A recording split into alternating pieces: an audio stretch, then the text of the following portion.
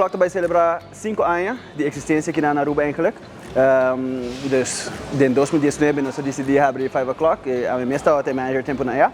E nós fazemos diferente coisas com ele caba. Dus agora que nós queremos celebrar e invitar todo mundo também para não enjoy o momento que conosco. O que é o conceito de 5 o'clock? Dus 5 o'clock eigenlijk está de pessoa que chama Jimmy Buffett, que é cantante de country, de América, dus ele tem full sua franquia na América.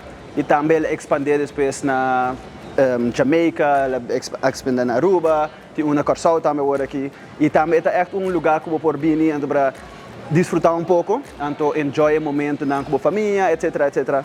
E também tem diferente música também, music styling, de country music, então nós cambiamos tique também com Latinoamérica, com Caribe também tique. Seguro, dus tem bebida, tem comida, tem little bit of everything.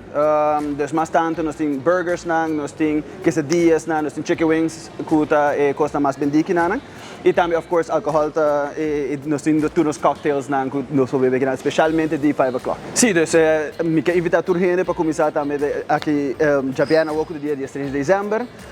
Nós também temos diferentes atividades na área dia. Nós também abrimos dia só, para hora nós temos DJ também tocando. Nós também temos 6 horas special, surpresa chiquito também.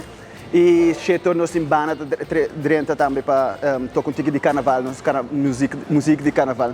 Fora de esse, nós também temos prêmio que por bem gana também. E também nós também temos diferentes special de comida, bebida, nós também temos happy hour extendido também. Dus também tem diferentes coisas que não por aí dia. Normalmente nós happy hour de 5 para 6, mas nós também fazemos happy hour de 5 para 8 dia.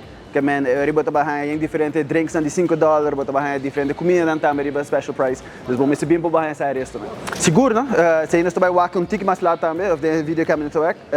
Da que nós também é 5 o'clock somewhere, pero também nós temos diferentes signature drinks, pero 5 o'clock é mais signature mesmo de que nada.